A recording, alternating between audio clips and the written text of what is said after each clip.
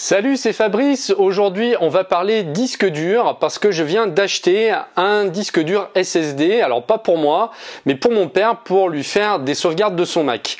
Alors pour ceux qui ne savent pas ce que c'est qu'un disque dur SSD, eh bien c'est un disque dur nouvelle génération qui remplace progressivement, en tout cas qui va remplacer dans les prochaines années progressivement le disque dur traditionnel qu'on appelle le HDD. Voilà un disque dur traditionnel. Actuellement là, celui-là, je m'en sers pour faire les sauvegardes de mon Mac. Et donc je viens d'acheter ce SSD. Alors quelle est la différence entre les deux?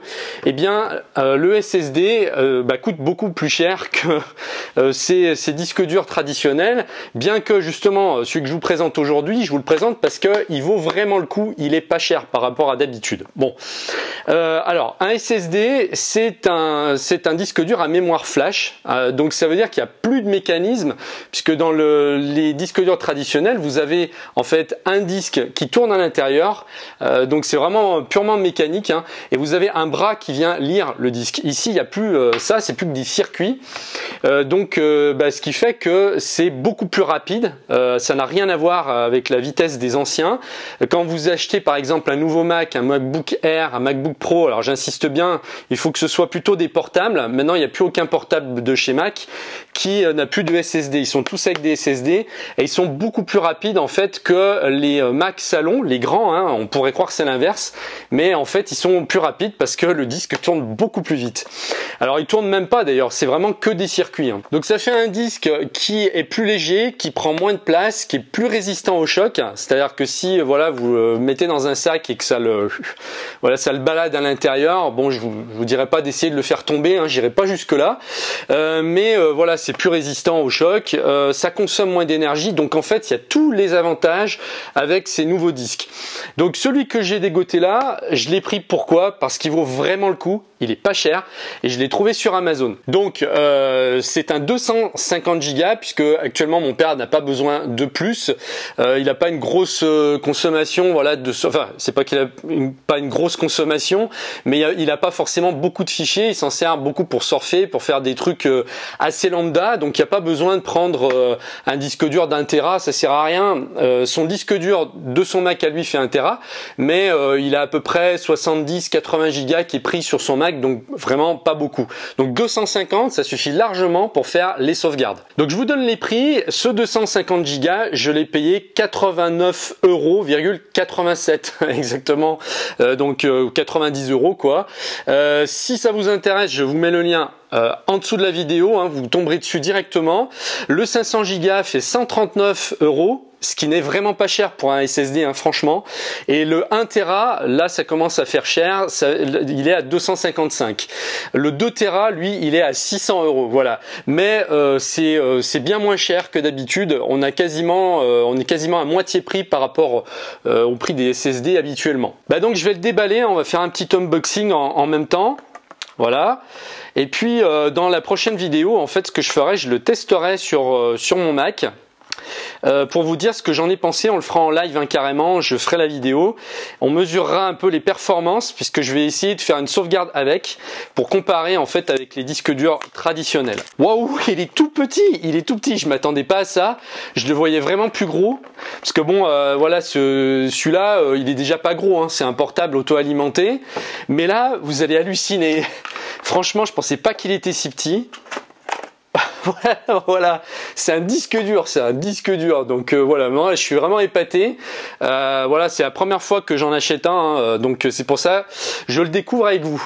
C'est hallucinant parce qu'on peut même carrément le mettre dans la poche, quoi. Enfin on peut le mettre carrément dans une poche, et je crois pas que les autres qui ont une plus grosse capacité soient plus gros. C'est-à-dire que si vous prenez un 2 Tera, le 2 Tera normalement est de la même taille, je crois pas me tromper. Donc vous avez une notice à l'intérieur et on a 2 cordons.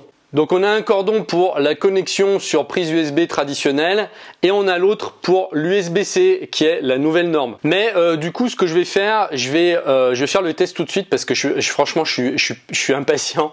Donc plutôt que de faire une deuxième vidéo, je vais le coller à la suite le test dans cette vidéo là. Donc me quittez pas, je vous retrouve tout de suite sur mon Mac.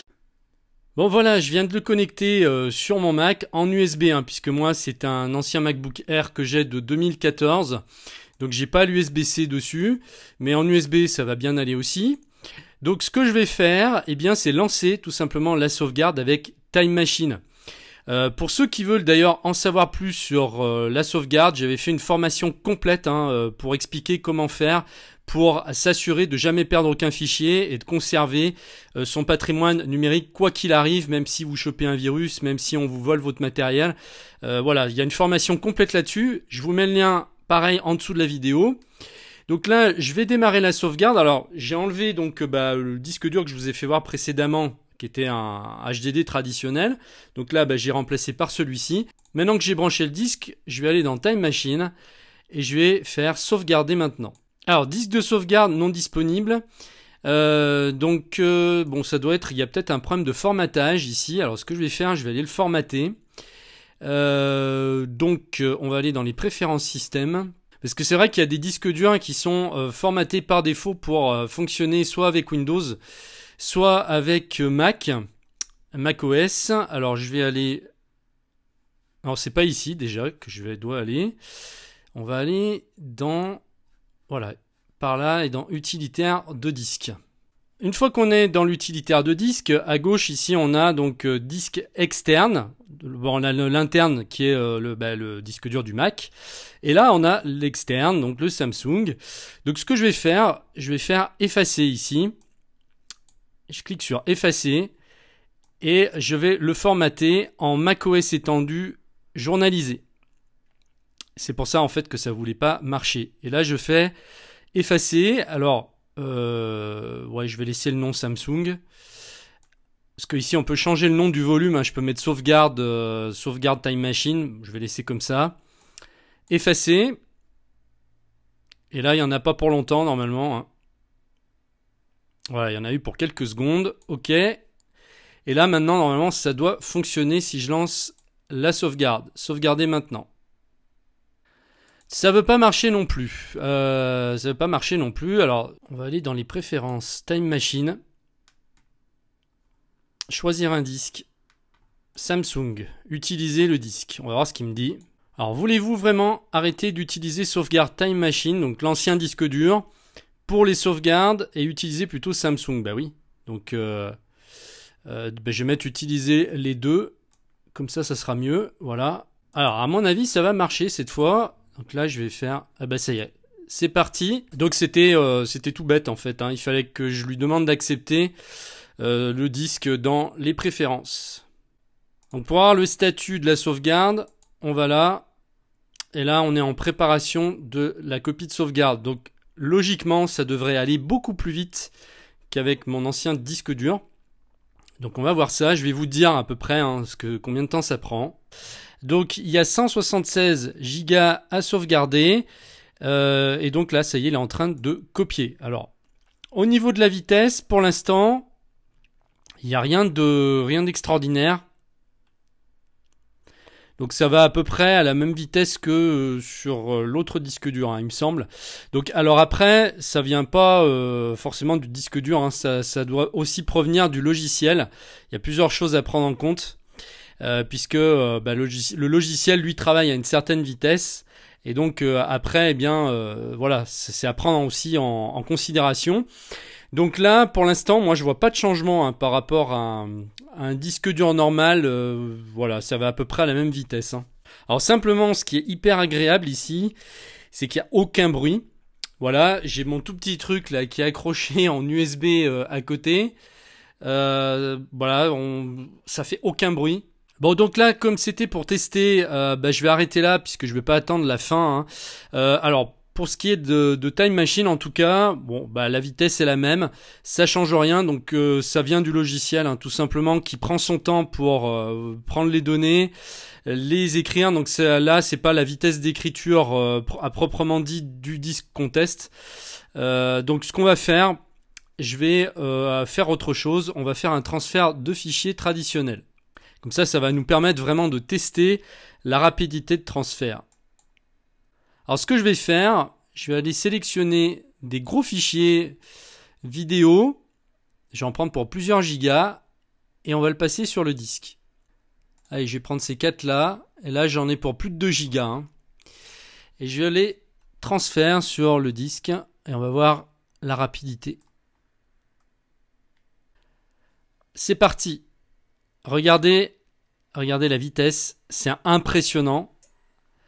Alors là, il m'a copié 2 Go 57 en quelques secondes. Donc là, rien à voir avec les vitesses de transfert habituelles sur les disques durs normaux.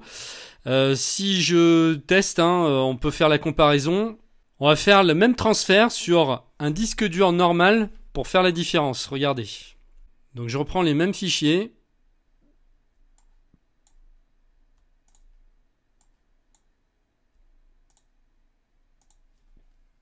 Et je le fais passer sur l'autre disque. Voilà, regardez un petit peu la vitesse à côté de transfert. Ça n'a strictement rien à voir. Là, ça met quasiment 10 à 15 fois plus de temps, facile. Et encore, bon, je calcule pas en précision, mais voilà, vous avez vu comme moi. Donc là, on a vraiment un vrai test ici de rapidité, d'écriture sur le disque. Voilà, donc c'est à peu près 10-15 fois plus rapide pour transférer vos fichiers, même sur une clé USB. Ça va pas si vite. Moi, j'ai des clés USB, le transfert se fait toujours plus rapidement que sur un disque dur traditionnel, mais là, c'est largement au-dessus. Donc voilà, bien écoutez, si ça vous intéresse de vous procurer ce petit disque Samsung qui est super bien noté sur Amazon, il a 4 étoiles et demie, donc 90 € pour le 250 Go. Si vous voulez le 500, c'est tout à fait accessible, 139 €. Après, c'est un peu plus cher. Par contre, 1 Tera, on passe à 250. Mais voilà, si vous n'avez pas d'énormes fichiers à stocker, que 500 Go ou 250, ça suffit. Vous pouvez vous offrir ce petit disque. Je vous mets le lien donc en dessous de la vidéo. Et puis, je vous retrouve très bientôt. Merci de m'avoir suivi. Au revoir.